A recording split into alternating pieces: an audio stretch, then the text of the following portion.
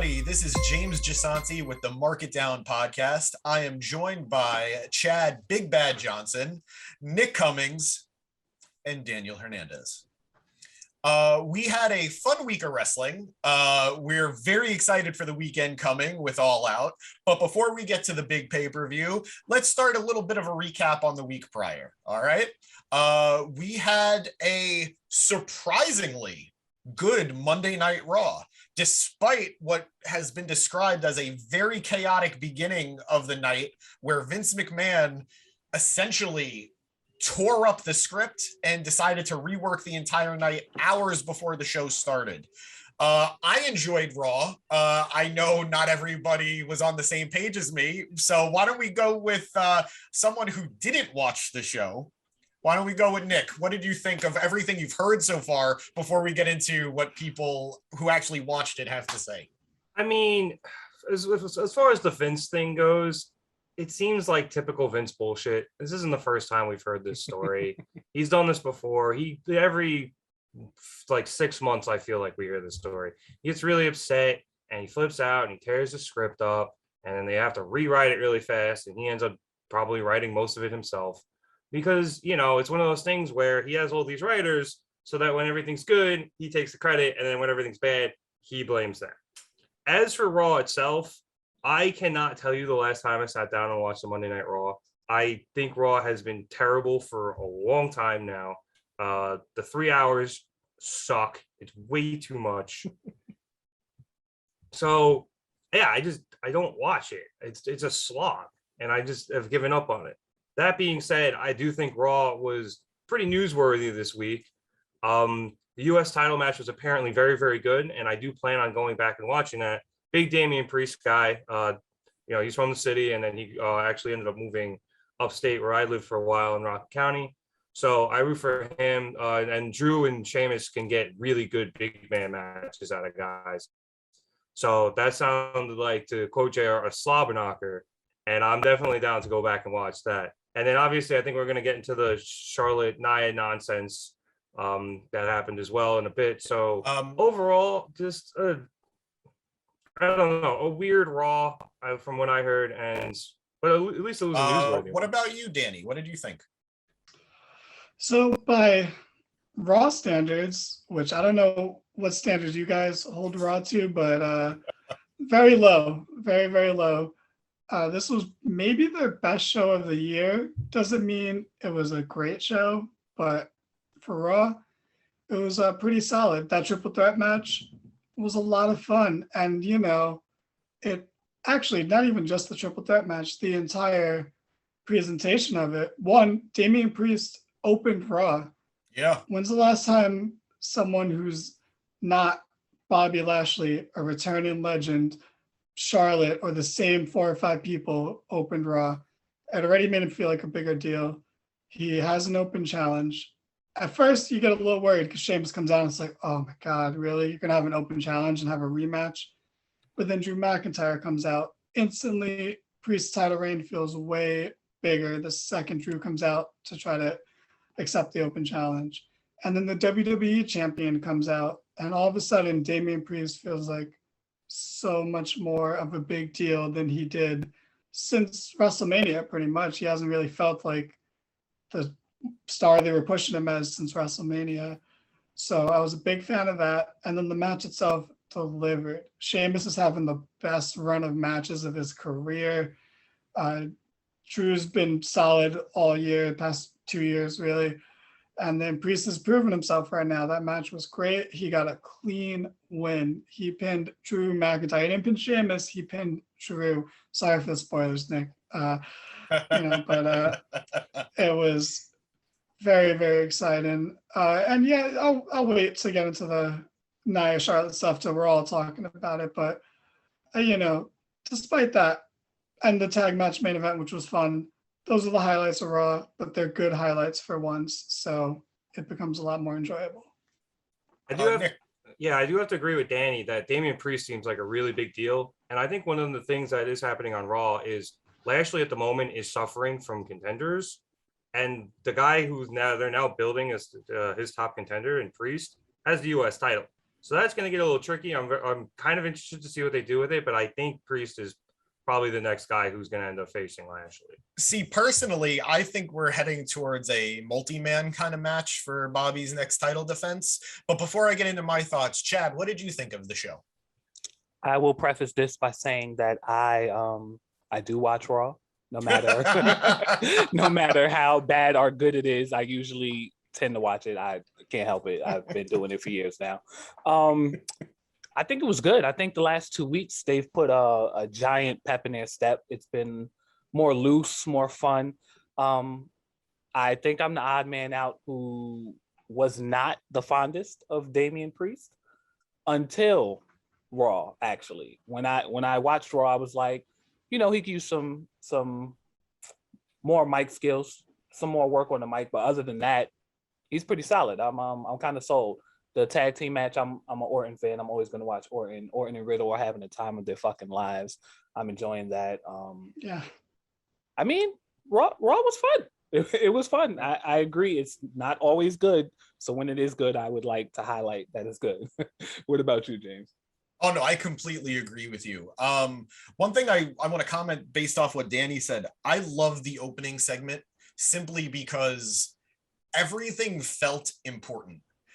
Usually when you watch Raw or when you watch SmackDown, every segment, every story going on is divided. You don't really see a lot of crossover. If there's a US title match, whoever the US champion is, you're not going to see him interacting with the rest of the roster, only who he's defending against. Same thing with the WWE champion. Every story feels so isolated. So to see the entire show, all the real important characters of Monday Night Raw, all the big players interacting, like not everything had to do with each other. Like in the end, like sure, a lot of crossover did happen, but Damien Priest didn't pop up in the main event. Like you had a lot of the big players. You had RK Bro. You had Lashley and MVP. You had AJ and Omos.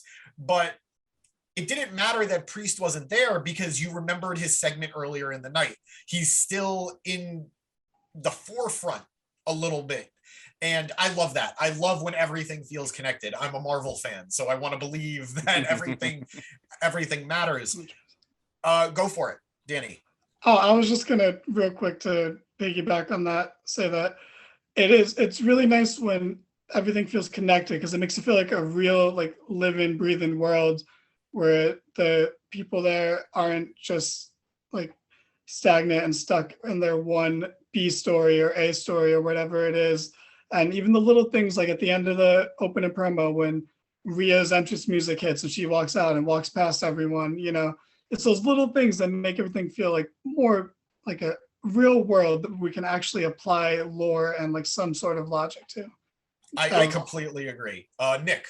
I think that's one of the reasons I fell out of watching Raw was because they haven't done that at all, like for a really long time. They used to do it a lot more. Even like when I wasn't watching, I go back and watch clips and you can see like people interacting with each other, just even backstage. It's just somebody walks into somebody else, and now it's just everything, like James said, it's really isolated and segmented and it just doesn't feel, and that's how you end up with, all these, the hyperbolistic, but almost so kind of true statements of basically you get 3 weeks of the same match and then they do it on pay-per-view. And it's like, okay, like, yep.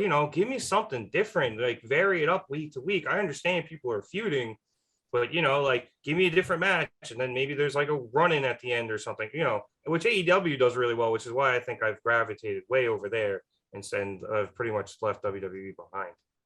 I completely understand that and I completely agree. I too, I didn't really want to mention Dynamite, but it's true. Dynamite feels, AEW's world feels so all-encompassing. You can see one person in 3 different feuds in one show. You can see multiple segments leading into one another. And I personally love that. It feels real in an active roster. And before we get too much further ahead, I want to acknowledge the fact that I think everybody involved in that opening segment by the end of the night looked good. Riddle and Randy, amazing chemistry, and Riddle just continues to feel like a star. Lashley still looks like a beast, even though his team lost. And, just AJ and Omos are crawling around in the background. And Danny, you hit it perfectly. Damien Priest pinned former WWE champion, the dominant Drew McIntyre. That cannot be overstated how big a win that is for him. And for Drew to shake his hand and acknowledge him, not only does that do a good job of elevating Priest, it makes you wonder where Drew is going next. Because I know we're still a little way off from the draft, but I can't imagine Drew McIntyre isn't going to SmackDown. He's going. He's definitely going. And him elevating talent along the way, perfect way to send him over, in my opinion. So I think Raw, from beginning to end, accomplished what it needed to with all of those players in the opening segment. And we're going to transition really briefly, but Danny, I think you wanted to finish something up real quick before we did. It was just on your comments about AEW's world building and how anyone can show up in any segment or multiple times throughout the show. I think the perfect example of that, because he's so low on the card, is Brandon Cutler, who will come out with the Bucks, but then he'll come out with Kenny Omega, and he is just all over the show without ever feeling like he's overstaying his welcome, because he's just a background player. Him and his wrinkly head pop up everywhere. That's associate stooge, Brandon Cutler. Two contract Cutler. But all right, moving really quick, we're going to talk about something that didn't work on Monday Night Raw. And really quick, Charlotte Flair and Nia Jax. Big yikes. Yeah. So, yeah, we saw probably a real fight in the ring. Something that is very frowned upon in the professional wrestling business, real fighting. And look, it's happened before with other performers. It's happened in other big matches with other big stars that, you see receipts being given back and forth. You see some real shots being given. This was a little bit harder to watch, in my opinion, simply because of how blatant it was. These were two performers who have a history together, and a not so pleasant history. And now we're seeing that really erupt in this match. Chad, what did you think about it? It was a slobber knocker for sure. I think it was, end of the day, it was really unprofessional. As you said, it was blatant. It was disrespectful. It was intimidating to the fans. It was out of line. It was really out of line. I don't know what the exact, I think I'm a little late to the punch on what's their beef or what's going on with them. But I don't know. It looked real mean girl, jealousy, bad bitch fight in school. It was bad. It was bad. Nick, I know you're familiar with their history. Why don't you give us a little refresher and then tell us what you thought? Yeah, so Nia has and Charlotte have history together, obviously, and it goes back to a match a few years ago when Nia almost killed Charlotte twice. Oh my god! Pretty much, yeah. So I think the first one she tried to do a shoulder blocker and or breaker rather, and literally dropped Charlotte on her head, and then later in the match, Charlotte did her moonsault off the top rope to the floor, and Nia just missed her completely. And Charlotte damn near landed on her neck and killed herself. So they don't have good chemistry to begin with. So they don't like working with each other, clearly. And now we get to here where we have this dichotomy where Nia is a botch machine. Okay, I'm going to tell you right now, I don't like Nia as a wrestler. I'm sure I don't know what she's like as a person, obviously, but I think she is a terrible wrestler. I don't understand how she's still in the ring. We know. We know. We know. Yeah, obviously we know. Everyone knows. Yeah, we can smell why that's happening. But but she has a laundry list. Thank you. She has a laundry list of people who she has injured that isn't just Charlotte. Off the top of my head, I can think of Bailey, Kairi Sane, Ember Moon, Sasha. She hurts a lot of people, and I know the list is way longer than that. Becky, Alexa. Becky, yeah, she decked Becky that time. Alexa, thank you. I forgot about them too. And her and Alexa are friends, or at least they were. So now we have this other thing too, where did Charlotte, we mention Kyrie? Did we mention? Yeah, I said yeah. Kyrie. Yeah. Well, and then the other thing, and this also relates to Kyrie, is Charlotte is more than willing to give out receipts. You know, I mean, there was that time when it was the Becky and Charlotte against the Kabuki Warriors match, and Kyrie had the concussion, and Charlotte didn't know and thought she was sandbagging and started really starting to slap her around a bit, allegedly. So no, that was clear. Yeah, that was bad. That was bad. It was never confirmed, so I didn't want to, I'm just covering our bases here.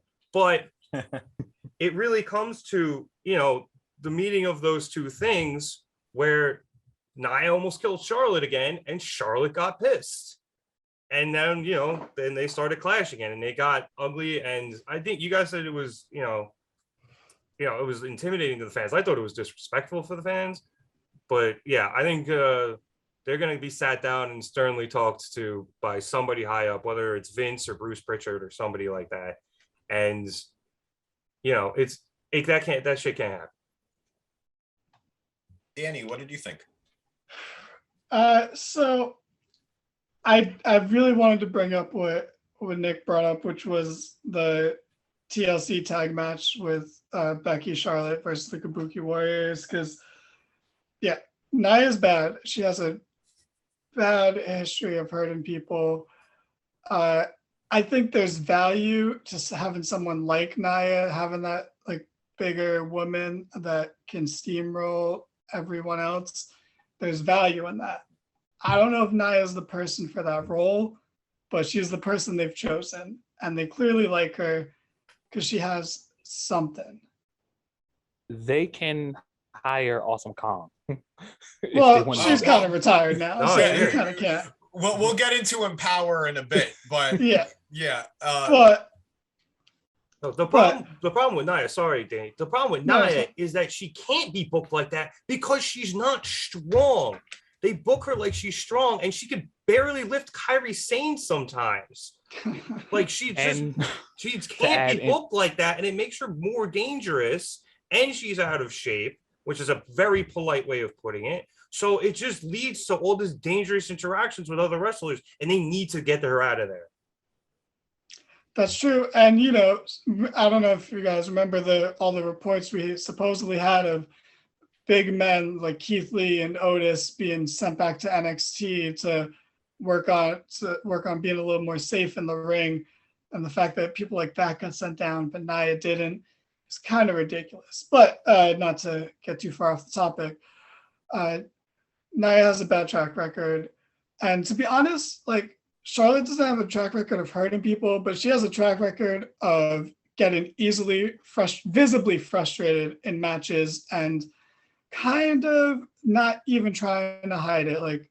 In that TLC match, it was really bad the way she treated Kairi when it was clear to everyone and you can even see there's the clip of how Becky handled it versus how Charlotte handled it. Becky rolled Kairi under the ring and was like, hey, stay here. We'll fucking improvise the rest of the match. Charlotte got visibly mad and tried to make things worse. Granted, I don't think she tried to make things worse. I think, like you said, she was just given what she thought was a receipt for her being sandbagged or possibly disrespected. But these are two people who clearly have egos and clearly have anti-chemistry, because it's not even like they just don't have chemistry. It is the opposite there. But I think they both handled it terribly. I think Nia is going to get the majority of the blame, and she deserves it, but I don't think either one of them handled this well at all. Chad, did you want to add anything before I gave my thoughts? Nia Jax is lazy. Okay, there you go. Add that to the list of poor character traits in the ring. Just to briefly wrap up, because I think you guys covered all of it beautifully. I think the issue is Nia is somebody who's in a position she shouldn't be in multiple ways. She's booked as a monster when she does not have the ability to perform as a monster. I understand why, obviously we are not body shaming in any way, but Nia is an imposing figure and you want to portray her as such, but she does not have the strength to back that up, unfortunately. And time and again, we've seen how that can be detrimental to her opponent. And now Charlotte too, we've already talked about it. She's not afraid to get in somebody's face, and she knows she can get away with it because she's Charlotte Flair. Once upon a time, her protection was her father, Ric Flair, but now Charlotte is Charlotte Flair, and they don't want to lose that. I think if we weren't so close to WrestleMania season, or the build up to WrestleMania season, like we're at the halfway point, it's very clear we're building towards Roman and Rock. And if it wasn't for the fact that Nia is family to The Rock, I think this would have been her last straw. But I can see them not wanting to rock the boat at this point. Now, obviously, that's just my conjecture, but I wonder how many get out of jail free cards Nia has left at this point. I used to be a very big defender of hers. I was a big fan, and I wanted her to succeed. But time and again, she has proven that she just isn't ready for this position and needs either a rework or time away to really hone in on her skills. But that is enough of crapping on Nia Jax. I think the internet has done enough of that over the last week or so, or the last couple of days. Years. But point being, Raw was chaotic. Some good, some bad. But again, this is kind of indicative of what a show is under Vince McMahon's rule. And now with reports moving on to NXT losing the grasp that Triple H had on it for so long, and now becoming a Vince McMahon and Bruce Pritchard production, I can tell you guys, I'm nervous for the future of NXT. What do you guys think? Danny? It was nice while it lasted, right? It was a good run. There was a lot of ups, a few downs. Just give up on your favorites, just accept this for what it is. I don't see a point in Vince taking over NXT because they don't need a third brand. And if it's going to be a developmental, why is he taking over it and rebranding it? So I don't see this working on any level. He's going to try to make it bigger than it's ever going to be, and it's not going to work. And it's going to probably fail as a developmental if you're putting all this money into it. He's going to get annoyed that his developmental is not making a return when there's no need for it to. Like, I look at NXT and I see people like, more than almost anyone in NXT, I want Casey Catanzaro to succeed so badly. I watched her on American Ninja Warrior. She signed with WWE. I was like, oh my God, this is an amazing crossover. And developmental is what she needed. She needs to be there. She needs to be there for at least another 2 years, probably. But now it's like, if Vince McMahon's taking over, it's like, well, how much patience is he going to have with these people that actually are using it as developmental? So I don't know. I don't know where it's going to go from here. Ick, what do you think? Honestly, when I saw the reports that Vince and Bruce were going to take it back to what it used to be, the first thing that popped in my head was Game Show, and I panicked. I was like, oh fuck, here we go. But maybe back to what it used to be is back to where it was when like Seth Rollins was the first champ.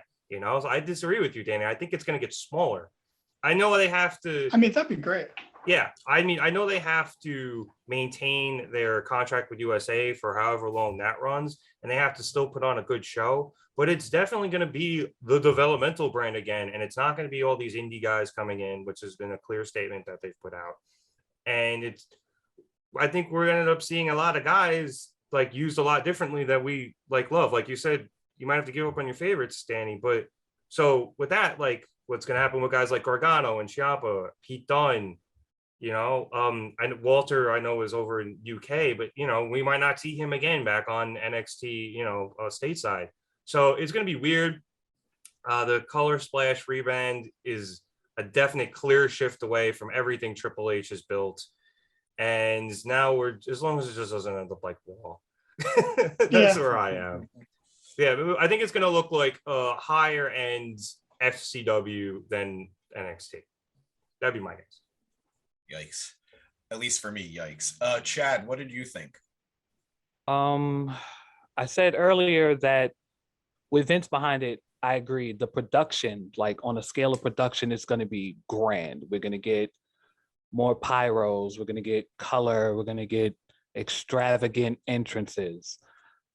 But at the end of the day, this is going to be high quality horse shit. I'm telling you, it is what it is. I'm sorry. It's going to be shit. It. I feel like Nick when he said like it's going to be Raw. It's going to be give up on your favorites. It's not going to have the like that independent indie luster that it had. Like it's going to be terrible for me. I just feel it. I hope not, but I don't know. I don't have too much hope with that. Give up on your favorites. Those favorites might end up leaving because of all of this. So, I mean, we're already seeing that now with Adam Cole. Adam Cole is the first big NXT signee who willfully chose to leave the brand and not get promoted to the main roster. He wasn't released. He wasn't promoted. He made that choice to leave. And I've seen a lot of people credit Brian Danielson about being the wrestler to show wrestlers it's okay, whatever spot you're on, to leave WWE and you could go elsewhere. But I think Adam Cole is sort of a bigger factor here because he was clearly NXT's golden boy. Like you could talk about how Gargano and Ciampa are the heart and soul of NXT, but clearly Adam Cole was someone who Triple H favored. Someone Shawn Michaels favored. He is, I think, an NXT Grand Slam champion, or Triple Crown or whatever you want to call it. I guess Triple Crown, yeah. But he was one of NXT's brightest stars, and he made that choice to say, "I'm out." So yeah, I could totally see what you were saying. Somebody like him, like other people now following his lead. In terms of the topic at hand, I am, you guys know me, I am the optimist of this group, and I'm trying to keep an open mind. But I am nervous. I'm somebody who's been there for some of NXT's biggest moments. I was there for Sasha versus Bayley. I was there for Sammy versus Shinsuke. I have been there for some incredible moments, and I will always hold on to them dearly. But now, if this is an end of an era, I don't want to condemn whatever is coming just because it's not what I loved about this last era of NXT. But it's hard to be excited when this last era of NXT was so phenomenal. Right. And I don't know if anybody else has seen, they showed the first recruitment class of this new era. And there are some exciting possibilities there. We have the Usos' brother. We have some really fun potential here. So I want to be open-minded for them. I really, really do. But it's hard to see this new colorful rainbow splash that NXT is showing and not mourn the gold and black brand, the black and gold brand. And we'll see what comes. But more than anything, I don't mind change as much as I'm worried about the people who are making the change. That's the one right there. Yeah. Vince McMahon, whoever said, I think it was you, Nick, or maybe Danny. This is a developmental brand. That's what it's meant to be. And I don't want to see young, promising stars treated like main roster failures after a month when that's not what NXT is supposed to be. NXT is supposed to be where these people hone their skills and become stars in their own right. So there's definitely fear. There's a little bit of optimism, but I can't imagine what a Gargano does under Vince McMahon. I can't imagine what a cool Kyle O'Reilly does under Vince McMahon. It's scary for them, and whatever comes next, I'm more invested. It's sad to say, but I'm more invested in these stars than I am in the brand for the first time in a long time. I have less confidence in NXT, and now I'm just trying to make sure that my guys, I'm going to support them no matter what they're doing. And I hope that they don't all leave. I want to see them succeed on their own terms. But if some of these guys do go to AEW or elsewhere, or New Japan, or any of the indies or wherever, I'm going to follow them because of how well they impressed me and how much they made me care in NXT. And do we think there's anybody that's on the roster right now that might end up getting a call up just because they want to start trying to kind of clear it out? Make room for these younger people. Ciampa did an interview today where Ciampa did an interview today where he reiterated the point. I don't want it to be, because he had that famous quote of how much he didn't want to go to the main roster. And he said, let me clear this up. I don't want to go to the main roster because it's not that I hate the main roster and I hate how things are done on the main roster. I don't want to go to the main roster because what NXT offers me suits me better at this point in my life. As someone who had neck surgeries, as someone who's the father of a child, as someone who can't work 300 dates a year the way the main roster does, NXT suits Ciampa. I can't see him wanting to move on to that main roster and work those dates, but is he going to thrive in NXT? I don't know. I think anybody is capable of it. I think Tommaso Ciampa is an incredible talent, but it doesn't matter if you're an incredible talent if the guy who's telling you how things go doesn't see it. So maybe we could see Kyle O'Reilly make it to the main roster. Maybe we could see, oh God, the women. Pete Dunne. I wanted Pete Dunne off NXT months ago, but what do you see him doing on the main roster? Yeah, that's fair. I have more confidence in the women. I have more confidence in Io Shirai. I have more confidence in Raquel Gonzalez. I have more confidence in Dakota Kai. I see them being able to thrive on the main roster. But again, look how the main roster really treats women that aren't Becky. Wasn't Io going back to Japan, or was that just a rumor? That was Kyrie when she left WWE. It was I know. I thought Io was going back too, but I could be wrong. I remember that being discussed, and I remember that making the rounds. But I mean, right now she's the one half of the NXT Women's Tag Team Champions. I think they wanted her back in her old promotion. I think that was the whole thing, that they were offering her a lot of money, even though they really wanted her back, even though she was still with WWE. I think that was the whole story. Sometimes it's hard to track, Yeah. But point being, I have more faith in the women than I do the guys, and I don't put that on the guys. I don't think the guys are at fault for that. NXT was sort of catered to who these stars were, and I don't know if that transition works. But look, we could continue lamenting NXT and we can continue mourning what was, but let's move on to something happy. Let's move on to something exciting. And that was this week's episode of AEW Dynamite. Let me say, I personally think the show delivered from beginning to end, and I have a lot that I can talk about, but I want to pass it on. Nick, what did you think of Dynamite? Much better than last week's. This week's was a bit of a slog, but I think there was the reports that they had to change the show around at the last minute for a couple different reasons. So this week, especially for a go-home show, they really picked it up.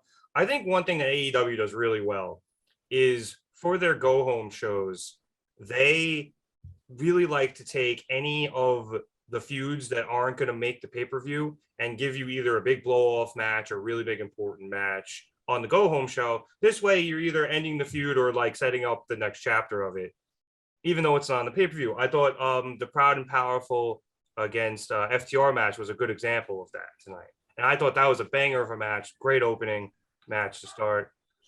The finishing sequence I thought was awesome. So I really loved that match. A lot of good stuff happened. The Gun Club turned heel, which came out of nowhere. And I mean, I'm not comparing the two things, but the way Billy was standing behind Big Show with the chair, I went, this is really giving me Seth and Roman and Dean vibes. And then he hit him. I was like, oh shit, I was right.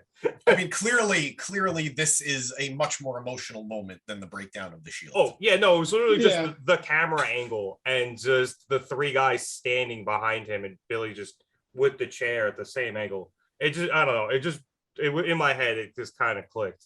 I liked that. I liked Anna Jay's back. I'm very happy, and I'm very happy. Thank God. Yeah, thank God. Ty Conti and Penelope Ford had a really good match. Always love seeing Ty Conti on TV. I think she's very underrated in that division. She kills it on Dark every week, though. Oh, yeah. The Britt Baker tease was fun. So a lot of good things on this episode today. Chad, what did you enjoy about the show? Oh man. As some of you know, I'm like pretty new to Dynamite. This is probably my, I think, 5th or 6th show. Wow, I envy you. You. Yeah, like I'm just starting around now because of you guys, honestly. Oh man, this shit is like, as a fan of WWE, this reminds me of WCW Thunder back in the day when I used to watch it in like 98. It's goofy, it's fun, but it's plot driven and the storylines are dope. It's great. I'm loving it. I'm loving every week. Last week was kind of slow, as Nick said, but this week picked right back up. The women are great. It's an all around good show, period. Danny, what about you? What do you have to add for AEW Dynamite? Not as much as I normally would, because I did miss a good portion of the show because of the storm.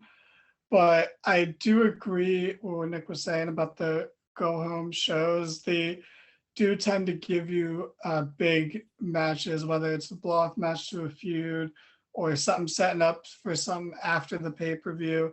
They're very good at making the week of the show feel like a bigger deal. Like, hey, we're going to get some big matches, some pay-per-view matches, but not on the pay-per-view. And I think they did a great job with the Proud and Powerful FTR match. You know, they've played off the very scary looking injury that they had during their last match. Like, I don't know how you guys felt about that, but his arm getting caught in the turnbuckle is way more upsetting for me to see than anything Chris Jericho and Nick Gage did in their match. Like, that was way harder to watch. That made me so uncomfortable. Absolutely. That was bad. I've seen some watched bad it. stuff. That was bad. I've watched it once and I refuse to look at it just because of how uncomfortable. Like, I feel like my arm tingling thinking about it. Yeah. But other than that, like, I did miss a good portion of the show. I saw the Punk stuff. I know people are like shitting on like his punches in GTS. Mainly this guy Eric that we all know. We all know Eric. Everyone watching knows Eric. He's a well-known, respected guy in the industry. But I thought they were fine. Like, I didn't have a problem with it at all. Like, especially the punches, they were so fast and the camera angle was so quick to cut away. Didn't really matter. GTS was fine. It's a lot better than some of his older GTSs. I've seen way worse. So, yeah, that's pretty much it. What about you, James? I'm just going to bounce off of what you said about the GTS. Let's be real. Punk's GTS has never been amazing. Like, he's hit some good ones. Like, I'm not going to say he's never hit a good one, but he is not Kenta. Oh, God. The dude invented the move. Of course he's going to be really good at it. Regardless. But look, I thought that tonight's show was fantastic. As someone who is a long-time Kenny Omega fan, like, I've been following Kenny since pre-New Japan, if I'm being really honest. Seeing these shades of his older character stuff from like early Bullet Club when he was the cleaner. He made a cameo in tonight's show. Yeah, he really did. And like, so literally, like, they during the Moxley package, Bullet Club Kenny made a cameo. Yeah. And I like seeing Kenny with now this black and blue hair. It's reminding me of the old black and silver days and just how phenomenal that run for Kenny was. I know a lot of people have been complaining about how goofy the Super Elite has been. And wait, who's been complaining about that? That our friend Eric, who everyone knows and is well respected in the industry, is that who's been complaining about it? Yeah, Eric hates everything. 2 little notes that I got to make for people viewing tonight. One, it was already touched upon the fact that the storm has been affecting us. You guys need to know we are filming this while some of our houses are flooding, but that's how much we wanted to record this episode. And 2, our dear friend Eric, who is an optimist in all things wrestling, you will hopefully get to see him soon. But at the very least, you guys need to know he hates everything. Literally And, everything. CM Punk, who he has been waiting for the entirety of these 7 years that he's been gone, he has not had an episode where he hasn't complained about Punk's actions in some way. And yeah, we'll be talking about good old Eric soon. But yeah, I know Eric is definitely somebody who has not been a fan of Goofy Kenny and Goofy Super Elite. And to be fair, I know that there is a vocal group of people who agree with that sentiment. But tonight, there was no goofiness. There was no clowning around. There was no joking. This was the Super Elite tearing down their opponents, ripping into them, being vicious, being bad guys, like actual bad guys, handcuffing their opponents, beating them with kendo sticks, lowering the cage to make sure that none of the baby faces can make a save. How like awesome was that moment? Like even Brandon Cutler was keeping people at bay with that cold spray. I thought that was such an amazing segment that showed you this is how powerful the Super Elite are. They have connections at the top because Kenny is an EVP. They have the numbers with the Good Brothers and the Bucks and Nakazawa and Brandon Cutler with Kenny. And beyond all that, they're good enough to back it up, even if they don't need to do all those underhanded things. This is what a good heel act should be, and by God, that they deliver on it. Nick, I think you had something you wanted to add. Yeah, I was gonna say this felt like Bullet Club stuff, you know, or even you know, you can even go back to like some NWO shit. Like this felt old school, like heel shit, and I loved it. I also gotta say about that match too that preceded that beatdown. I think I could watch the Bucks versus the Lucha Brothers, and specifically Nick Jackson against Ray Phoenix for the rest of my life. Absolutely. Their chemistry is unbelievable. And Ray Phoenix really needs to be talked about as one of the best wrestlers in the world. I concur. He is so good. I agree. One of my big issues with the Lucha Bros, and I don't know how many people know this, but the Cero Miedo, they don't sign long-term contracts with companies in the United States, or at the very least, they haven't done it with AEW yet. I think they're working year-to-year deals, and I think they even did the same with Impact. They were very burned by their time in Lucha Underground and how they were forced into staying under that contract for years, even when they weren't doing anything. So I think that has a big impact on how they're booked, because I could, if I'm booking that tag team division, do I book them to win the titles if they're not going to be around, if I can't guarantee they're going to be around afterwards? So, and it's rough because I want to see them tear it up as champions. I want them to have a good old run with the belts, show everyone why they're so good, but it's hard when I understand the commitment is an issue. But I completely agree. Ray he bends physics, and Pentagon or Penta has that it factor that you can't explain. He's just cool. I hate how many times he does Cero Miedo in a match, but beyond that, he's cool. And I think they've really found their groove, the Pac. And I'm hoping win or lose at All Out, they, as Nick, as you said, their ability to just deliver and their chemistry with the Bucks has been proven in AEW. They've had a banger series of matches in the infancy of the company, and I'm expecting more of the same with this new match. One other thing I wanted to bring up for Dynamite, I know we still have a few more thoughts, but Nick, you mentioned Anna Jay coming back and aligning herself with her friend Ty Conti. I'm a big believer we're being set up for a AEW women's tag team division.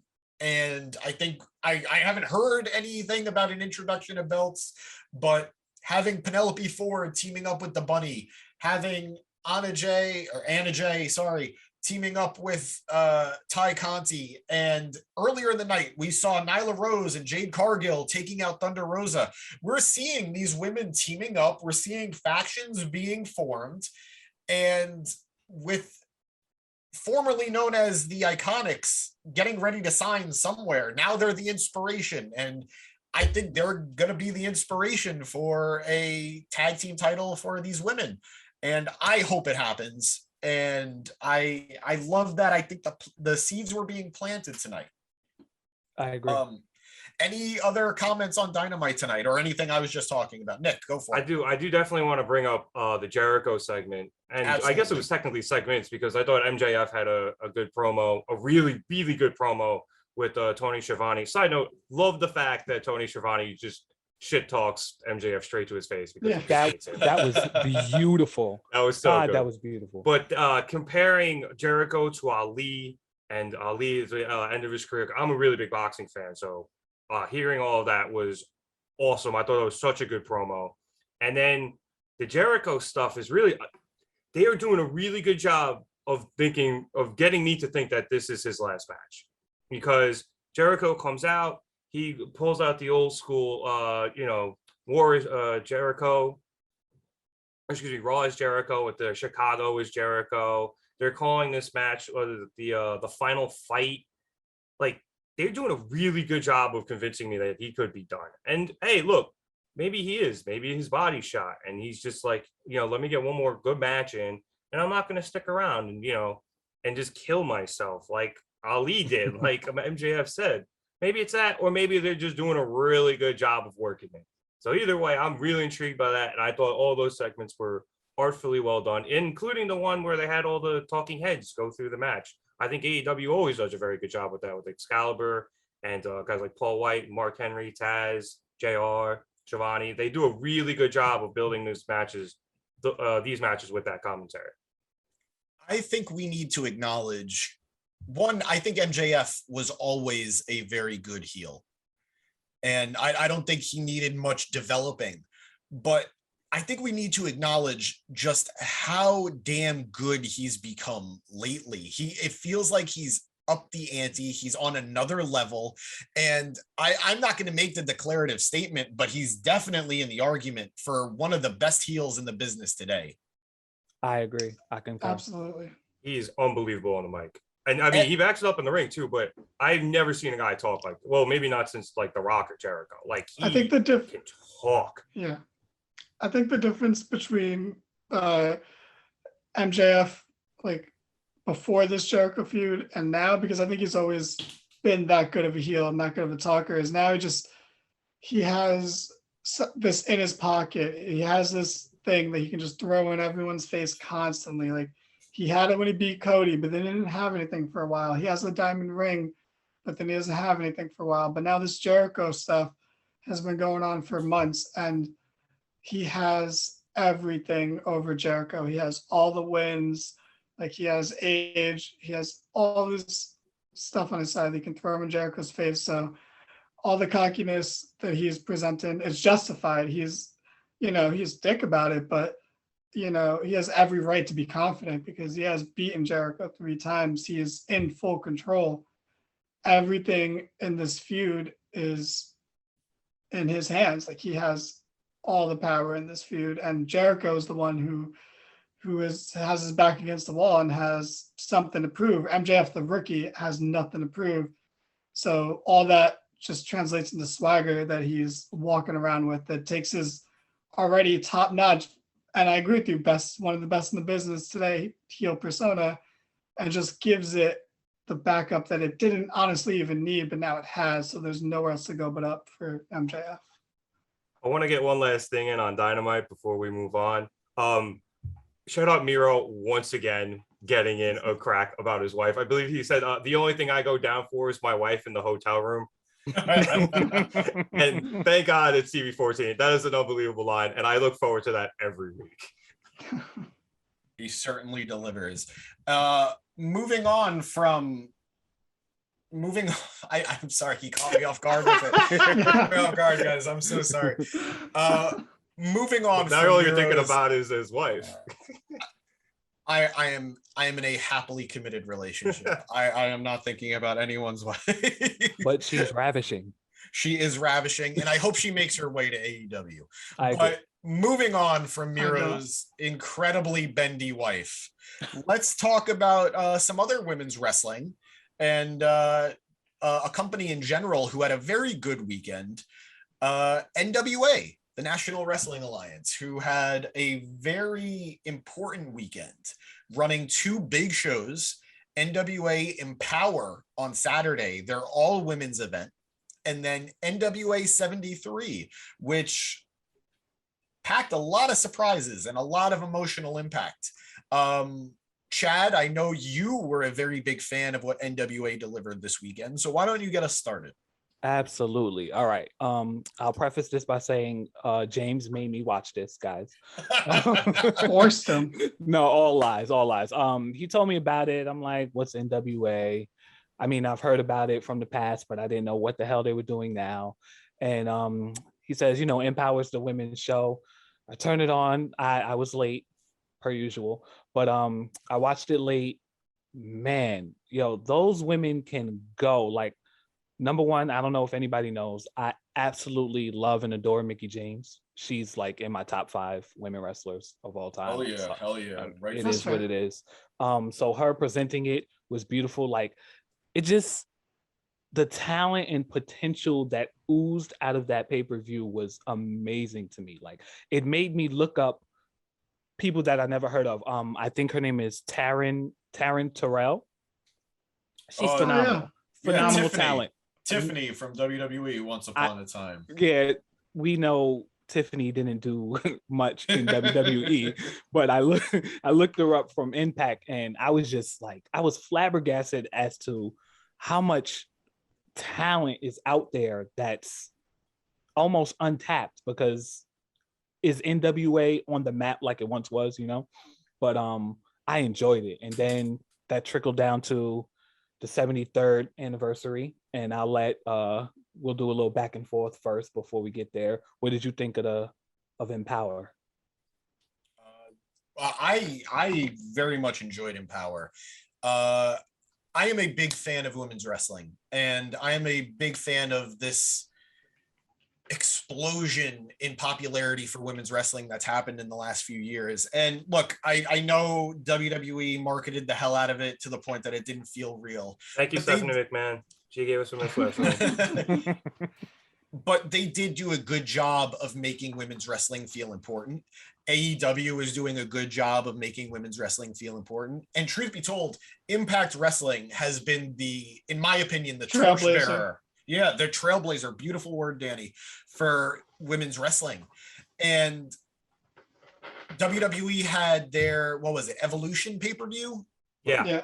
Mm-hmm. And it was not a success. It wasn't. There was some good wrestling on the show, but the show did not do well. The show did not do well.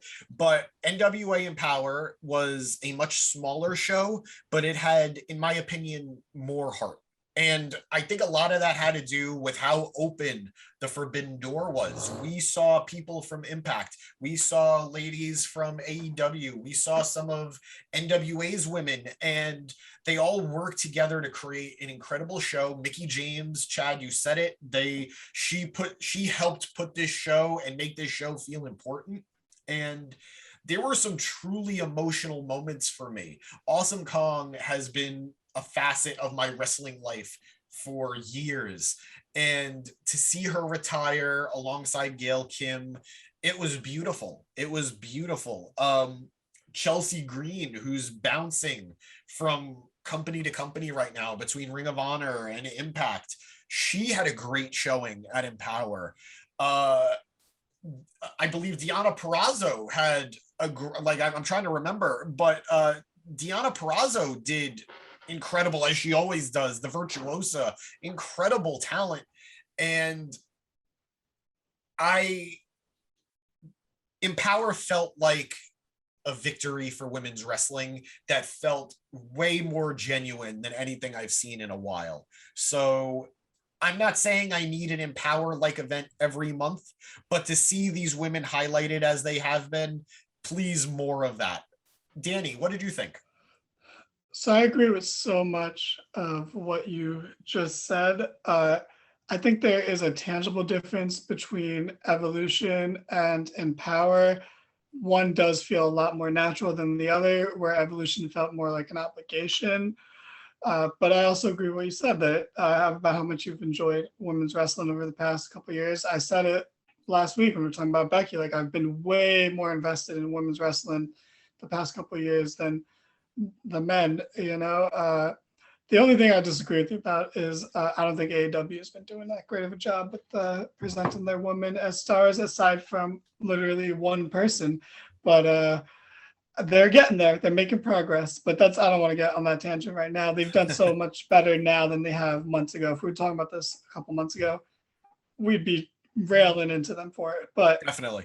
I was so excited. And my standout was Deonna Purrazzo. I think she has shown why NXT was wrong not to use her, why AEW missed the boat big time by not jumping on her and signing her right away.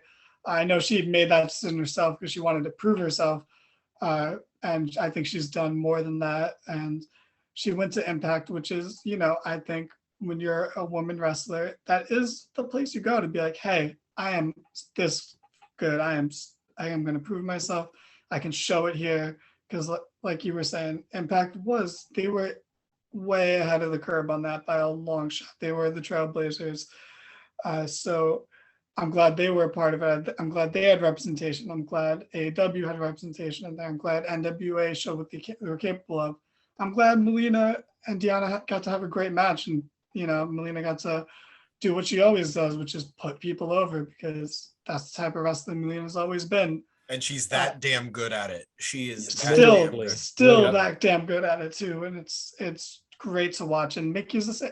Mickey and Melina, they go hand in hand. It's hard to talk about one without talking about the other, because they both were really good wrestlers in a time where there weren't many. It was them and Beth, and like that was it. Like, I don't think Michelle McCool was on their level. I think she was like the tier below them. And don't let the Undertaker hear you. Don't let the Undertaker hear you. She could still go though. He'll stab me. Yeah, but I still just think she was never on their level. And I also think Natalya is extremely overrated, but that's a whole another tangent that will be way too long for this podcast. Wait. Hot take alert. Natalya? I don't think that's a hot take. I think that's a very easy opinion to have, that she was good when everyone was bad, but then when all the good wrestlers came in from NXT, she's really not that special. Also, she's a Dolph Ziggler whose character has been demolished so badly that you can never present her as a serious threat ever again. She's gone. I actually disagree. I think Natalya fits that role of you can plug her in anywhere and she works. Like, no. I agree with you in one aspect. I never assume Natalya is going to win, but I'm never shocked when she does. Yeah, but when she does, it feels like whoever she beats is like, oh, you lost to Natalya. Damn. Oof, damn. Oh my God. All right. Moving away from the Natalya hate, but sticking with the NWA real quick. Their 73rd event followed, as Chad said, and I can tell you, I couldn't believe how that show was booked. In some good ways, in some surprising ways. I don't want to say bad, but surprising ways. Let's talk about the big one right off the bat. Nick Aldis's over 1,000 day title reign is over. Nick Aldis, who has virtually no competition in the NWA, has held on to that belt, hands pride on it, and Trevor Murdoch, wrestler who Murdoch. Trevor fucking Murdoch, Chad, you're absolutely right. That man who was, I can't even say a facet of my childhood, but he was there, I guess. He was there when I was a kid. He is the man to unseat Nick Aldis's title reign. First off, let me say congratulations to Trevor Murdoch. I know that the man's been killing it, and this run in the NWA has been not only him proving to the fans that he is a good talent, but him proving to himself that he still belongs in the wrestling business. He is only 40 and he still has some years to go. I know that, Chad, your face, only 40 is surprising. The man's looked 50 for the last 20 years, but that's how you age gracefully. Right? That is one way of looking at it, Nick. But I know I'm being kind of playful about this, but I am happy for Trevor Murdoch. I am concerned about what this means for the NWA. I don't know how you have this brand grow with Murdoch as your champion. Say what you will about Aldis, but he carried himself like a champion and he made sense carrying the 10 pounds of gold. So to see anyone else carrying it is weird. I'm still holding out onto hope that the belt collector gimmick comes back and Kenny comes to the NWA and takes that belt off Murdoch, because I know Aldis didn't want to drop it to Kenny. But that was truly shocking. And I think the other big need to talk about moment of the show was Ric Flair's segment, where Flair returns to the NWA after decades. Yeah. And that truly felt like a welcome home moment. What did you guys think about it? I'll go first. Ric Flair is almost synonymous with the NWA. He's like, you hear that name, that's the first person I thought of when I heard it. So on top of it being a welcome home, oh man, he looked like a free spirit, like a weight was lifted off his back. I mean, I don't know what else to say. Like, he looked at home, but that's his home, so that's what it is. He just looks happy, man. I'm so glad he looks happy. He looks happy. That's all I really give a fuck about. He looks excited. He looks like he's ready. That's all I need. I mean, Yeah, I know as long as you go now. All right, I'll go. All right, I'll go. I was gonna say, I know for me, I didn't really have time to watch any of this NWA stuff this weekend. I feel bad. Busy weekend, Mets games. You know how it is. But boo. Anyway. Yeah, Anyway, I had to deal with I'm all sorry, the hockey guys. bias I'm drama. sorry. It was busy. Only Mets fans can boo the Mets, okay? And vice versa. Hey, apparently. Look, hey, this isn't a baseball podcast. I could crap on the Mets all day, but please, Nick, continue. anyway, so I haven't been able to watch the NWA stuff, and quite frankly, I don't usually watch it. I'm a very casual observer over there. I will say, just to pop back to the Empower thing for 2 seconds, I do want to watch that. It sounded awesome, and you guys have, beyond convinced me to watch it. I think for me, the thing I got out of this was, I heard Aldis lost the title. And I went, wait, he lost the title? This dude held on to that thing like Gollum with the ring. I didn't think he was ever going to let that go. And then I figured if he did let it go, he'd give it a, somebody important, or like not important, but important's important. That's a great poor time. Trevor Murdoch. Yes, yeah, so I apologize, Trevor. But it's like a name that I would know. I didn't know who Trevor Murdoch was, and I literally just had to Google it again to remind myself at the beginning of this segment. And I was Wait, like, really? Oh, yeah, I forgot what he looked like. And I was like, oh yeah, he's the Larry the Cable looking guy from WWE, and I barely remember him. Like, that was the time I wasn't watching. Yeah. So I was good times. like, because I know a couple of guys in NWA, and I recognize their names. Hearing that Aldis dropped the title to this guy was an unbelievable shock. I don't know where it goes from here, like James said. I do know the one thing I really, really want to see out of that NWA title is I want to see Dustin Rhodes get it before he retires. Hell yeah. Absolutely. Hell yeah. And that is my biggest NWA take. Other than that, I'm glad Rick's back and doing what he wants to do. So good for him. Woo! Danny? Yeah, I don't have much to say about Rick other than, good for him. It looks like he's having a great time. He does look happier. I don't want to see too much of Ric Flair in any one place. I'd like him to pop in and out, have a little bit of fun, and then, go away for a while until there's something relevant. Like, I don't want to see him manage Andrade and be there every week. Like, if he's going to come out to support Andrade, I want it to be like at a pay-per-view, like come out, make a surprise appearance, like, a little goes a long way with Flair because he is a loose cannon. You never know what he's going to say. A lot of times it's going to be hilarious. Sometimes it's going to be entertaining, but have nothing to do with what's going on. And then sometimes it's just going to be incoherent. So let's spread it out then so we can enjoy it for the most part. But ultimately, he seems like he's going to be having a great time. So I'm not too worried about it. And that's pretty much it. Trevor Murdoch, sure, good for him. If I was hitchhiking, I would not get in his truck. Oh my God.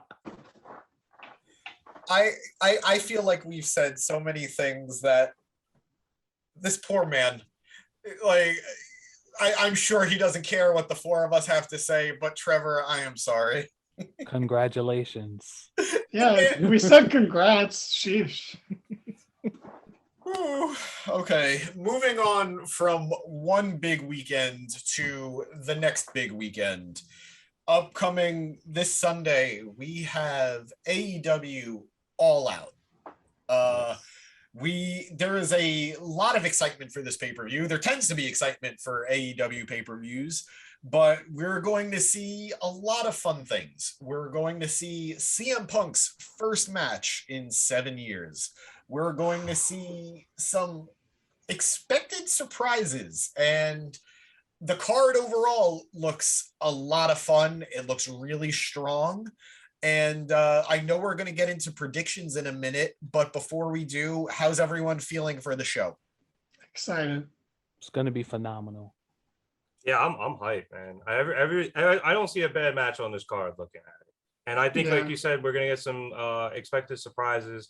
I think everyone thinks Ruby Soho is going to show up at the Casino Women's Battle Royal and be the Joker. I don't know. Maybe, I don't know. Some people think she's going to show up in Queens at the show over in Flushing because of her videos online. But if she's not the Joker, I wonder who is, because that could be a whole realm of possibilities, especially after the Empower show they just had. Who knows? And Maybe they made some friends. Yeah, and the only way I can see her not being the Joker is if she's not going to win the match, and that's why they would hold off on bringing her in, because you don't want her coming in and like losing right away. So I could see like Thunder Rosa winning, and maybe that's why they don't want to debut her until Queens. Admittedly, Danny, AEW has done a very good job of not having people who are debuting come in and really win everything. No, I think the only case of that may have been Brian Cage when he debuted, but overall, most people don't win their Battle Royal debut. Chad, I'm sorry that I brought up Cage for you, but I remember Matt Sydal didn't win his debut. That damn Nakazawa. Nakazawa. I think Ruby's going to be positioned a little higher in her division than Matt Sydal was ever going to be in his division. Of course. But all right, moving on, not moving on, but getting to a fun little bit for us. We're going to do our predictions for the show. I'm not going to have everybody run down the entire card. I'm going to go match by match, and we're all going to say who we think is going to win. All right, or who our pick is, I should say. Go. So, first of all, thank you, Wikipedia, for giving me the entire match card. We're looking at a 10-man tag team match. We have Orange Cassidy, Chuck Taylor, Wheeler Yuta, and Jurassic Express versus the Hardy Family Office. We have Matt Hardy, Private Party, and TH2. Who do you see winning this match? Let's start with Danny. I just see Orange Cassidy, or Best Friends and Jurassic Express winning. Should be a fun 10-man tag, a lot of chaos, but all the stars are on one team, so they're going to win. And that's it. Chad? Absolutely the dinosaur. Absolutely the dinosaur. And Orange Cassidy. Orange Cassidy is hot as fish grease right now, so he's definitely going to win. Hot as fish grease might be our title. I'm just going to put that in there now for the episode. Nick, who do you have winning? This is on the buy-in, I believe. So I think, in an opening match like this, get the crowd going. I got to take the faces here with Jurassic Express and Best Friends. But it should be fun. I think they've done a pretty good job building this feud because go back to what we were saying earlier about AEW building a nice universe and everything's kind of connected. Jurassic Express had been beefing with them, and then they weren't, and Best Friends started to, and then Jurassic Express came and made a save today on Dynamite. So, quick little build to that match that's been built for months somehow. So I got the faces in this one. I too am going to go with the faces. I think Orange Cassidy is too hot not to give him the win, and Jungle Boy also too hot not to give him the win. I could see it if you're looking to build some heat for Hardy and his group, but I think that's the beauty of their organization. They can keep losing and still be a nuisance just because of their numbers. Moving on to a match that was supposed to be in the buy-in, but due to an unfortunate match cancellation, is now on the main card. We have the 21 women casino battle royale. We already started talking about it. I think we all sort of have our hopeful pick, but just to run down the names, we have Nyla Rose, Thunder Rosa, the Bunny, Big Swole, who we haven't seen in a while, if I'm not mistaken. She's been on Dark a bit. Good to have her back. Julia Hart, Ty Conti, Diamante, Penelope Ford, Red Velvet, Hikaru Shida, Emi Sakura, Jade Cargill, Kiera Hogan, Abaddon, yay Abaddon, Layla Hirsch, Killian King, Rebel, Jamie Hayter, Anna Jay, and two women to be determined. One of them most likely being the Joker. So, Chad, who do you have to win this battle royal? I got to go Thunder. I think Thunder Rosa. All right. Thunder Rosa. Plain and simple. Nick, who do you got? I don't know if they're going to do Thunder Rosa yet. I think that's a really big money feud for Brit, and I'm not sure they're going to pull it yet. I'm having a really hard time. I don't think they're going to do Shida again, and it's going to break my heart to see her lose. I think good dark horse pick here, Layla Hirsch. She just won that match to go challenge at NWA Empower. And I think she'd be a good feud, like intermediate feud after Statlander over the weekend. So, give Brit a title defense in a couple of weeks against her on a Dynamite or a Rampage. So I think she's a dark horse, but I think I'm going to go with her. All right. Danny. Or Ty Conti. Both times. I mean, I love the dark horse pick. I'm gonna go with Thunder Rosa though, because I do believe, I know it's a big money feud, but they did put a huge pin in it after they main evented Dynamite, and it's been so long. Thunder Rosa's pretty much dropped off the face of all elite wrestling, and I think it's been long enough where they can pick it back up. And I think it's a nice pattern because I think Statlander is the third biggest star in the women's division under Rosa and Brit. So like going from one of your biggest challengers to your biggest challenger to then Ruby coming in and then being the new biggest one. I think that's a good pattern. So Brit's title reign becomes, I don't want filler feuds on their title reign. I want big feud after big feud after big feud. So I'm going to go with Thunder Rosa. All right. I like it. I am actually in agreement with Nick on this. I think it's a little too early for the Thunder Rosa Britt Baker return, but I see that happening eventually. If we're not going to go with Ruby, I'm going to go with my heart here. I'm going to go with Abaddon just because I would just for the visual of Brit being afraid to put her hand in Abaddon's mouth for her finish. I think that'll be so much fun. And if we don't go with Abaddon, I'm actually kind of hoping it's Jamie Hayter. I know she's aligned with Brit right now and Rebel and that group, but I don't see that lasting for too long. And I think this could be a good way to break her away so she could develop on her own and her own personality. And so either Abaddon or Jamie Hayter if we're not getting Ruby. So Hayter's a quick trigger then, huh? You think they're going to pull that fast? I think we got to recognize she lost a good amount of time. She was injured. So and I think she was stuck in England or wherever, like COVID restrictions too. Yeah, that's what they were saying on the broadcast. That might be it. bad me, my bad guys. But I could see them wanting to make up for lost time, and this could be a good way to establish her as a big deal and not just an underling. Moving on, we have a match that I know a lot of people are conflicted about, but I'm excited for. I'm excited for American fans to deal with it, or not deal with this, but to experience this.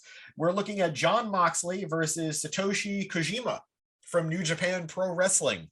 Kojima is a former IWGP champion. He is a big deal. He's on the older side, but he's still going. And I can tell you firsthand, I know this is going to be the first time a lot of American fans are seeing him wrestle.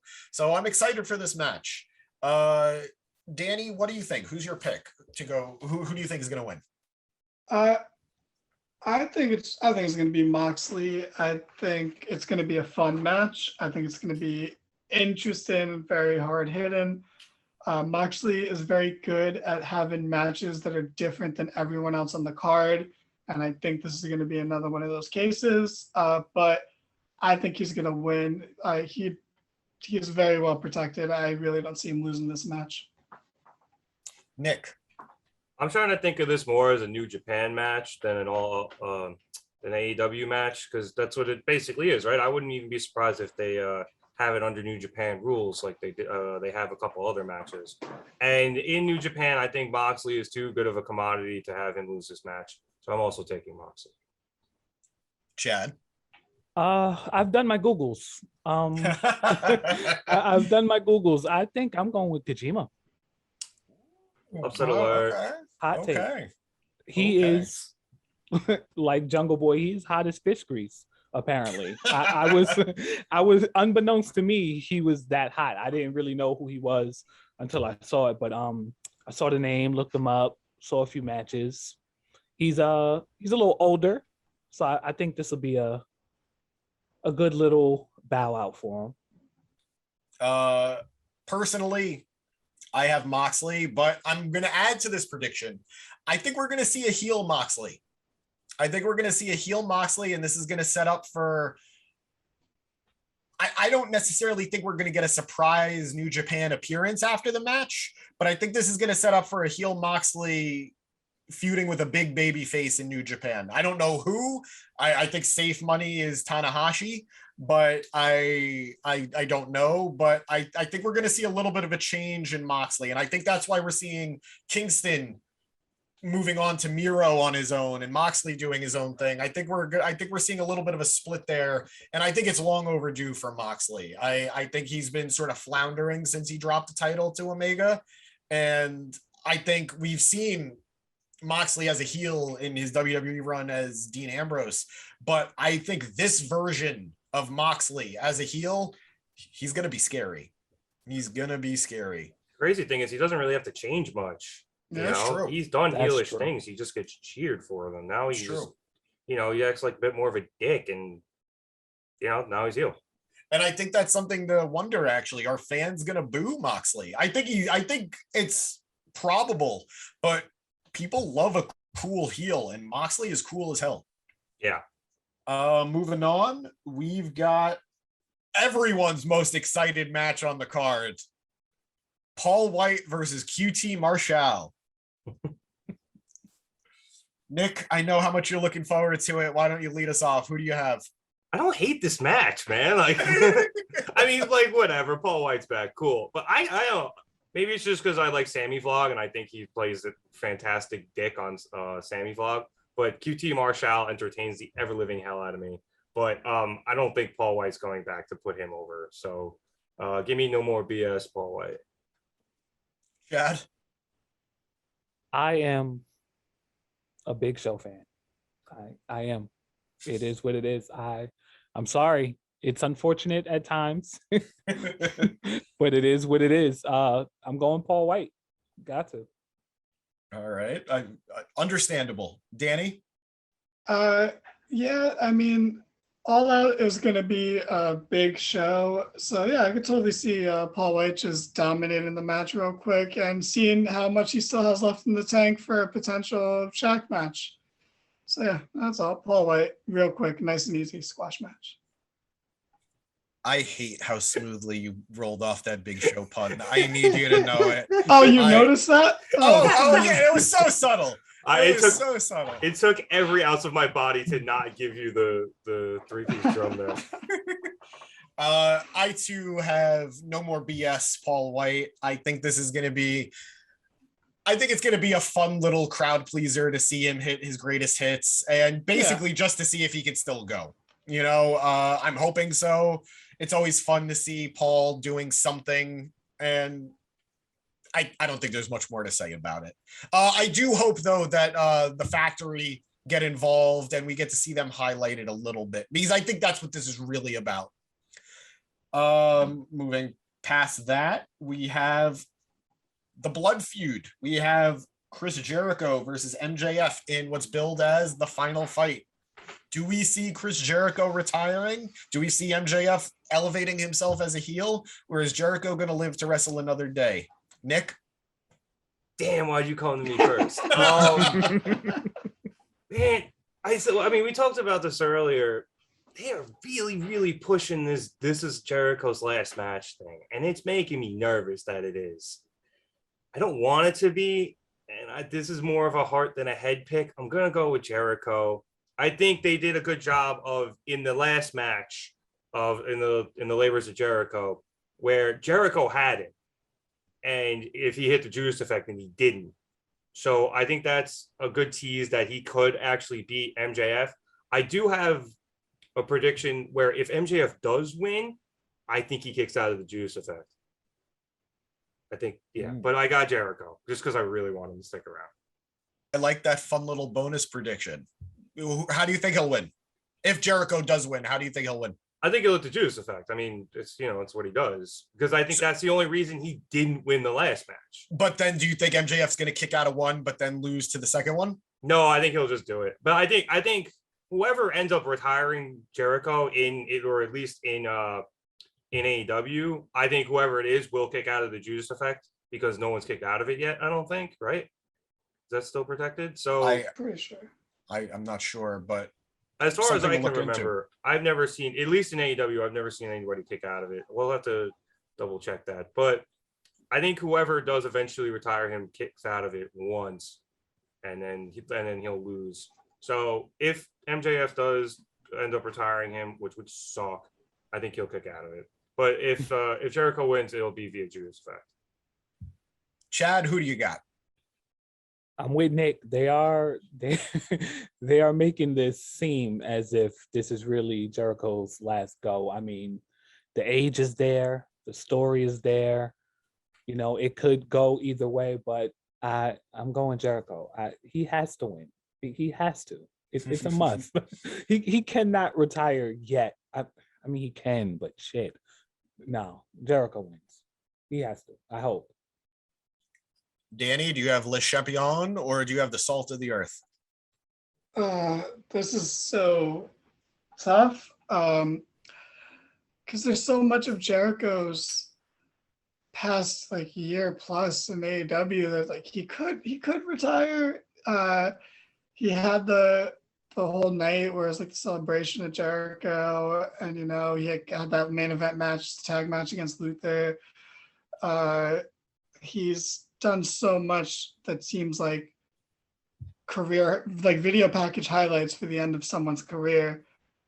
And if it's not going to lead to his retirement, what story can they possibly tell to retire him? The only thing I can think of is him going for the title one last time, and if he loses, he retires. But I don't see any indication of that happening anytime at all in the future. So I'm gonna say screw it. Let MJF just beat him again, and have MJF never lose to Jericho, and have Jericho never be able to conquer MJF and have to retire knowing that. Yeah, I'll take MJF. Oh. But it's a coin flip, man. I really don't know. You're a monster. No, my head says Jericho's gonna win just because I know he's got his contract until 2022, and I just can't imagine him being with AEW and not wrestling. 2022 is in 4 months. I guess that's fair. Shit. Yikes. Well, okay. Way to make me rethink everything I thought. Thanks. I don't know. I'm still like, my head says Jericho's going to pull it out and get the win, but I do think that there is something incredible about having MJF go undefeated against Jericho. It subverts the expectations of what wrestling tends to be, but in a way that wouldn't feel unearned. So I'm going to go with Jericho, but I'm also fully expecting to be wrong also. Okay. We are going to move on pretty quickly here. We have Miro versus Eddie Kingston for the TNT Championship. I'll get this one started. I think Miro is winning, and I think if Eddie Kingston gets a rematch out of him, it'll be in New York, and I could see Kingston winning. But I don't see Miro dropping this on at All Out. Danny, what do you got? Yeah, if it was in New York, I would have picked Kingston, especially because I think the company loves him so much and wanted to give him like some sort of appreciation for like how he came in during the pandemic, kind of took the company by storm and did so much for them. But yeah, I'm going with Miro since it's not going to be New York. Nick? I gotta agree with you guys. You know, it may not being in New York, and Miro's just too dominant right now. So I'm taking him, and then he can go home to his hot, flexible wife. Chad? I agree with you all. It's Miro. Yeah, short and sweet. We all love Eddie Kingston here, but big Eddie guy. Just doesn't seem like it's his night. From Yonkers. Not yet. All right, I'm going to let Nick lead this one, but the Young Bucks versus the Lucha Bros in a cage match for the AEW Tag Team Championships. Who do you got? Tough call. I mean, the Lucha Brothers, like I said earlier, they're going to get a fantastic match with the Bucks here. They always do. I'm not sure that we're ready to have these heel Bucks and or Kenny lose their titles, which I guess spoiled that pick. But the Elite is just, they're too focused right now on being the Elite and being at the top of the card. So I'm taking the Bucks. Chad? I agree. It's going to be a phenomenal match either way. I want the Lucha Brothers to win, but I also, I see the Bucks. I think the Bucks got it. All right, Danny? This one is, I think, pretty close actually, because I can see the Bucks losing the titles because I think they've established themselves as those type of heels where they can honestly eat that loss and it not be a big deal. Especially because they had a good run with the tag titles. They took it off FTR. It's been a decent amount of time, and I think I'm trying to talk myself into picking the Lucha Bros right now. So I guess I'm just gonna pick the Lucha Bros since I'm trying to talk myself into it. Well, it's good to want to believe in something. Oh, so. And they have, I think the cage match too. I think that one of the whole points is since they have the cage match, the interference will be kept out or delayed at least long enough where we could. And if there's going to be a title change, I do think it'll be this match. So yeah, I'll slightly more confidently pick the Lucha Bros. Better hope Tony Khan gets the keys back to the controls for the cage before that match happens.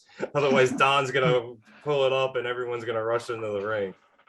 I love the point you brought up about title changes and how, for the most part, we don't think any of the titles are going to change. I guess, like Nick said, that's a little bit of a spoiler for the next couple picks, but I'm inclined to think the Bucks are holding on. I don't think there's enough heat to this feud against the Lucha Bros.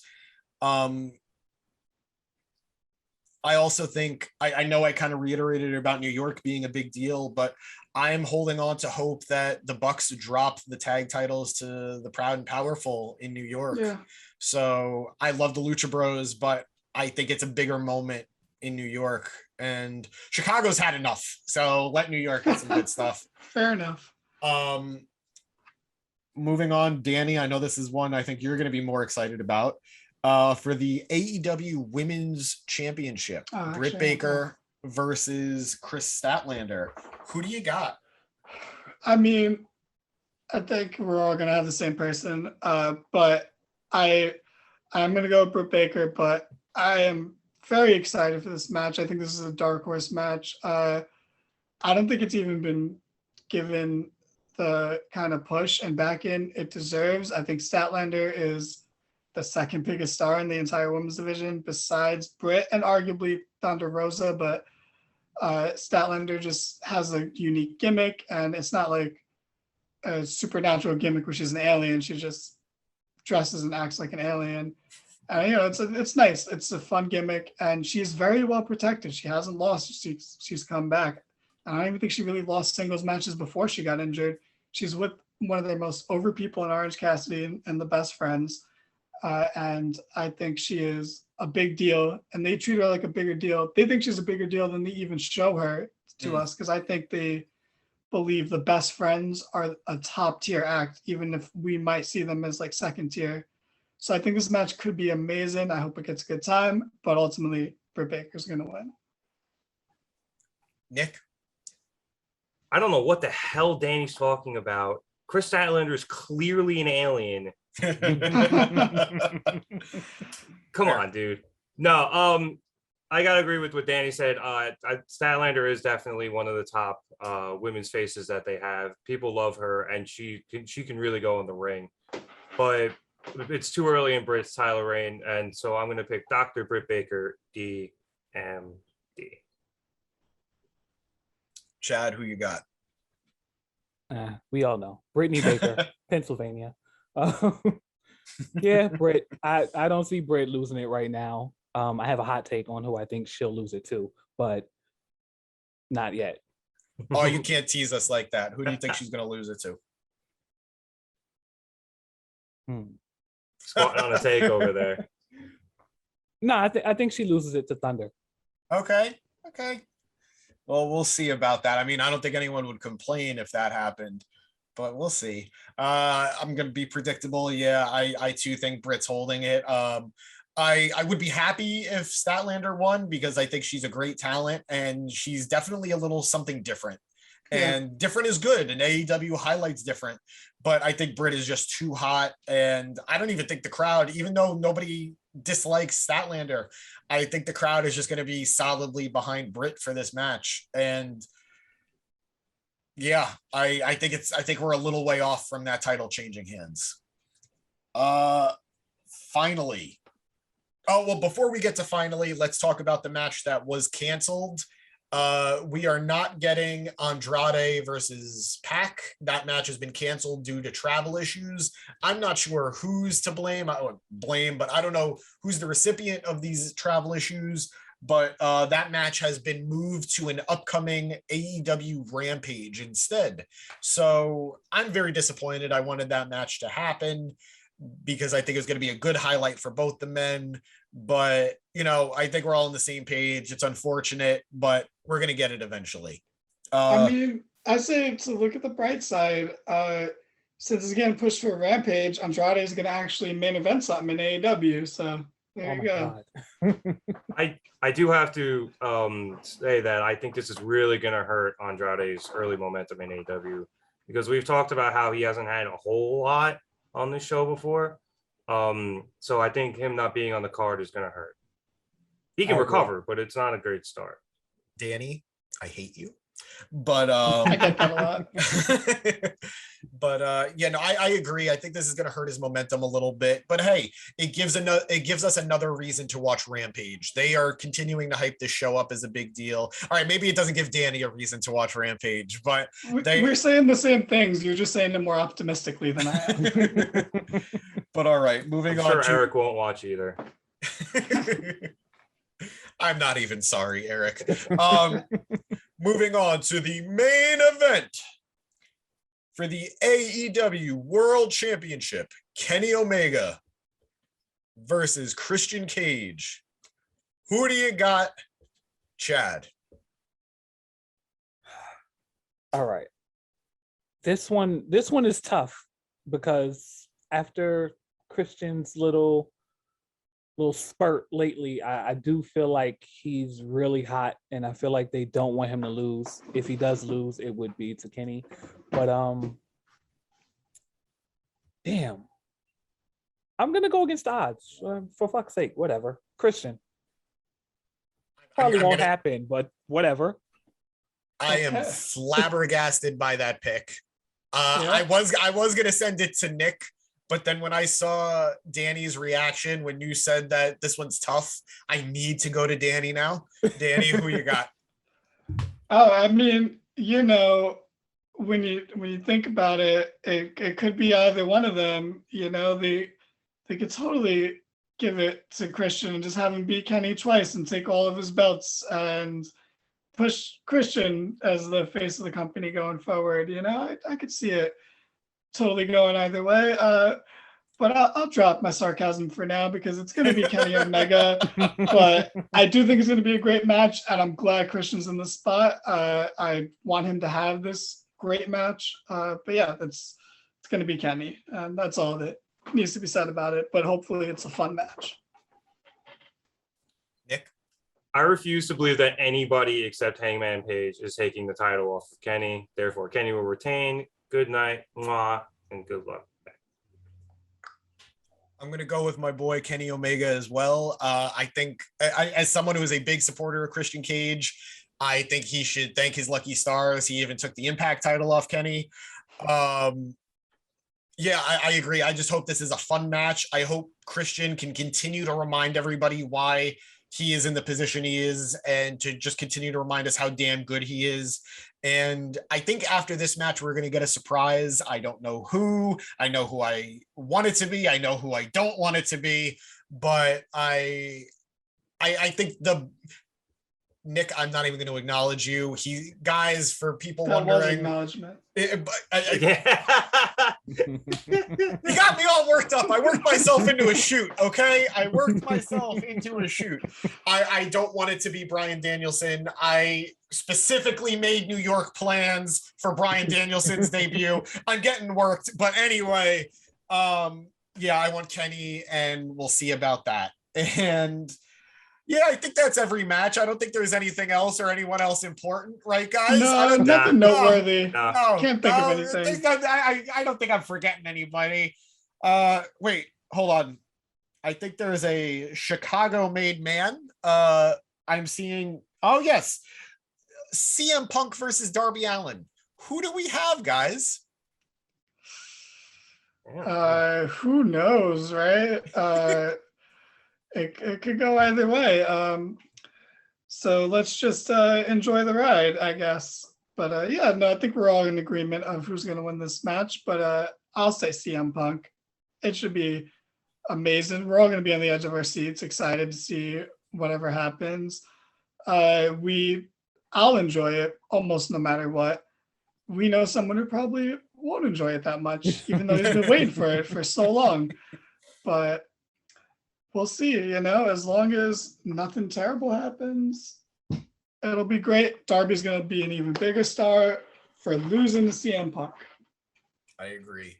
Nick, you're chomping at the bit for this one. Yeah, no, I was going to say, I think this could be possibly the best match on the card. And maybe not even like just in terms of in-ring work, but that crowd is going to be so rabid. It's going to make it, it's going to make it that much better. This is going to have the biggest fight feel of all the matches on the card, to the point where, like, you could, in theory, and I know they won't because AEW doesn't really do this, you could, in theory, put this on last, and it would work absolutely fine. But this is going to end up like almost like to a Rock Hogan at X8 levels of just absolute hype. I got Punk here. I think Darby is going to look like an absolute superstar, and I'm sure Punk would love to put him over, but you can't bring CM Punk back and have him lose his first match, at least in my opinion. I feel like that just kind of kills the buzz. So I got Chick Magnet Punk taking the dub. Chad? Oh, you already know what it is, baby.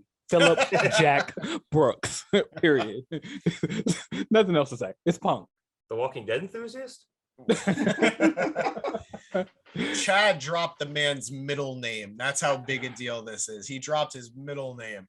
Guys, it's not even a question. CM Punk is winning. If by the the grace of comedy gods, you have Darby Allin win. What a way to have fans turn on him in a horrendous way. I think I don't think it's possible not to. But yeah, no, it's going to be CM Punk in Chicago, reminding the world he is the best in the world. Period. Good point on Darby too. I think you're right. I think if they have him win, the crowd's going to turn on him bad, unless they really want to turn him heel. But I don't think they want to do that. Not with his goth dad in his corner, Sting. Yeah. Well, Sting said tonight he's not going to be there at ringside. So, but I know what you mean by in his corner. Yeah, in general. But yeah, we covered the pay-per-view, boys. We covered the majority of the wrestling for the week. We're gonna wrap up real soon, but we're just gonna finish out with some miscellaneous. Let's cover SmackDown. Danny, I know you had a point you wanted to make about Becky and moving forward. Oh man, we are deep into this, but yeah, so my main takeaway from SmackDown, besides Lesnar not being there, so what was the point of his return, was as soon as Becky came out, the women's division became so much more important and became so much more elevated once she got in that ring. Her charisma never left. It's 100% on point. She can work the crowd no matter what. And even Liv Morgan was on SmackDown for the first time in weeks because of this. They had a great fatal four-way. She was right before Money in the Bank, right? But yeah, that's actually months by now. Shit. They had a great match. They got time. And as bad as it was, and again, I'm not advocating for it. I would have never done it. Bianca's reaction was just a little bit bigger than it probably would have been otherwise. She has that now. Not only the support she had, she has the sympathy support, which, you know, again, you don't want to get people over that way, but hey, when people are going to rally behind you, take it. And everyone on SmackDown feels like a bigger deal.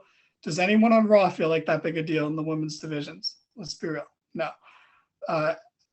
So 1 week back in, so far so good. Again, though, not advocating for what they did at SummerSlam. Just saying things are already looking better for SmackDown. I mean, you can look at the SmackDown division and what they did on Saturday, and then you look at the Raw division and they're having slap fights in the ring. Like, it's night and day.